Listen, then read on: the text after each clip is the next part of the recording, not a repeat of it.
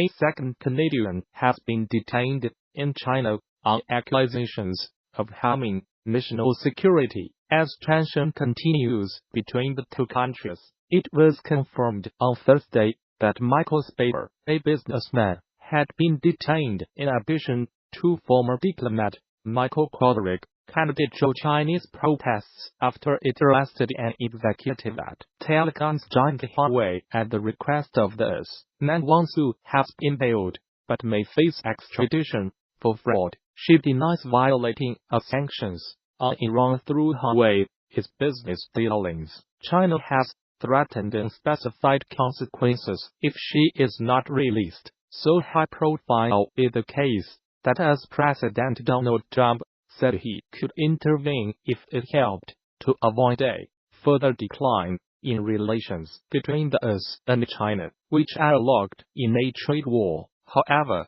Mr. Trump is on officials' front on the idea, with as Assistant Attorney General John Demers remarking, "What we do at the Justice Department is law enforcement. We do not do trade." Foreign Ministry spokesman Lu Kang addressed the matter on Thursday, saying the pair were suspected of engaging in activities that threatened China's national security and had been put under compulsory measures.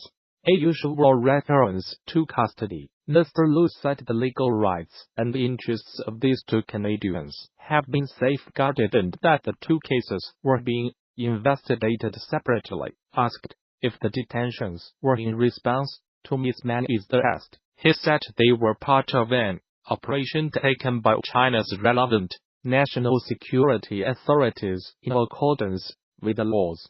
Mr. Lu said Ms Meng's arrest was wrong practice, adding, "I can point out that, since the Canadian government took the wrong action at the request of the US and took Meng Wanzhou into custody, many Chinese are wondering if their trips to Canada are safe." Some China analysts were in little doubt about the reason for the detentions. By St. Shock, Canada's former ambassador to China, told Canadian broadcaster CBC, "In China there are no coincidences. If they want to send you a message, they will send you a message," one Western diplomat in China told Reuters news agency. This is a political kidnapping. Michael Cohen, arrested on 12 December, is a businessman based in Guangdong, near the Chinese border with North Korea. He has ties to the North Korean government and has met its leader Kim Jong-un many times.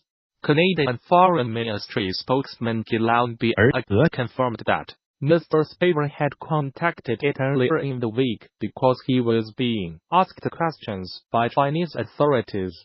One of his most recent Facebook posts, on Sunday, said he was about to travel to Seoul in South Korea, but he did not arrive on Monday as planned. Back in Seoul, "I will be in Seoul from Monday the 10th for a few days for new consulting work." Yeah, and a Facebook post by Michael Mr. Cohen runs an organization called the Pop to Cultural Exchange, which organizes business, cultural, and tourism trips to North Korea. He is a regular visitor to North Korea and regularly comments in the media on Korean issues.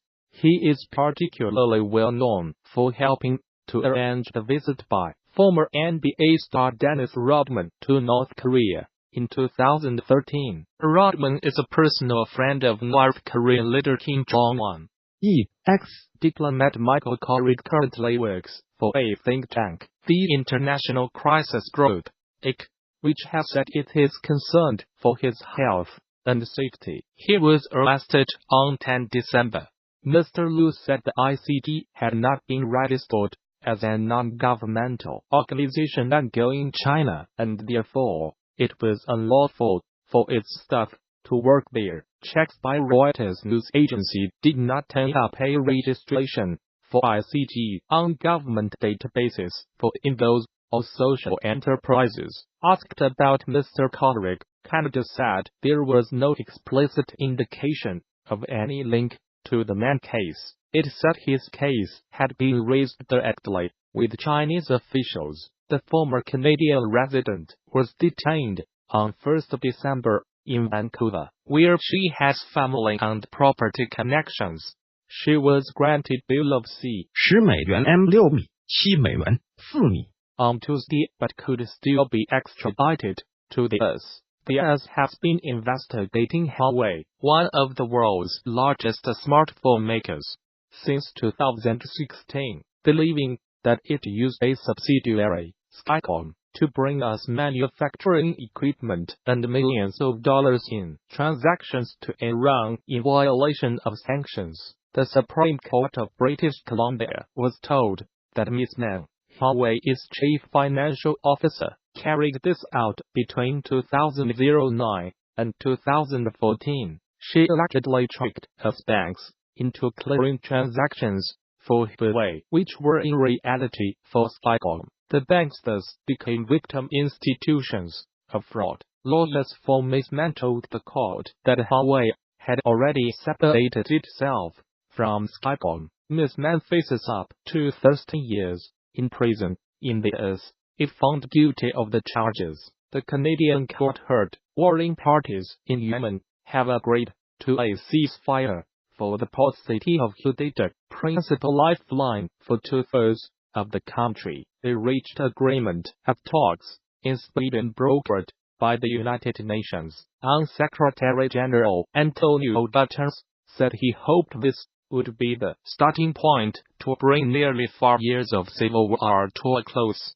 Fighting has killed thousands, while the world's worst humanitarian crisis in recent times has afflicted millions. Leaders of the delegations from the Yemeni government and the Houthi rebels, who control much of the country, shook hands after the ceasefire was agreed on Thursday. All forces from the Houthi rebels and from the Yemeni government alliance fighting them will withdraw from Hodeidah in the coming days. They will be replaced by what the army called local forces. Mr Guterres said the ceasefire would then take place for the whole of the Hodeidah Governorate. The army would then play a leading role in monitoring the Red Sea port and would help distribute aid to civilians. He added, Thursday's agreements could be a starting point for peace and for ending the humanitarian crisis in Yemen.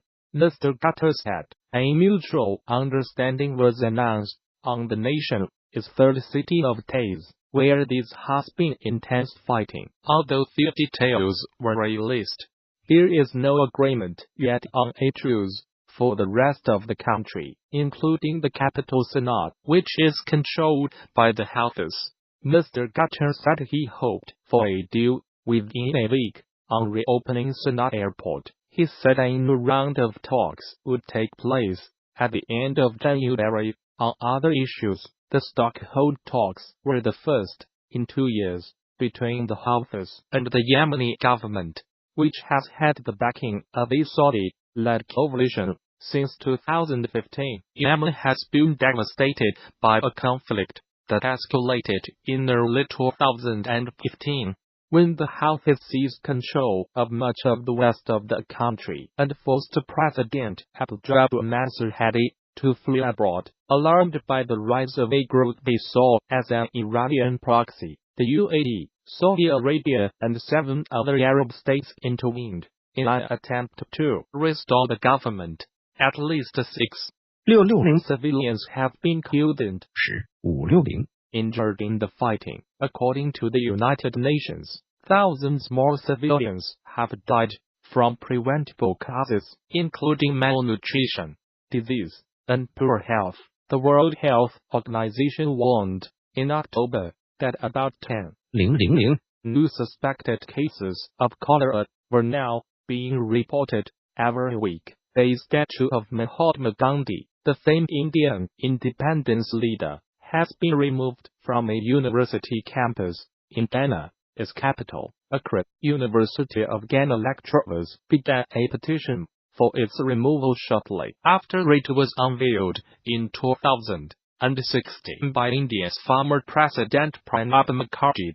The petition said Gandhi was racist and African heroes should be put first. In the wake of the row, China's government at the time said the statue would be relocated. Lecturers and students told the BBC that the statue, originally located at the university's recreational quadrangle, had been removed on Wednesday. The university confirmed this, saying that the Ministry of Foreign Affairs and Regional Integration was responsible. Law student Nano Adoma Asori told the BBC, having his statue means that we stand for everything he stands for, and if he stands for these things his alleged racism, I do not think we should have his statue on campus. Mahatma Gandhi was one of the most celebrated figures of the 20th century.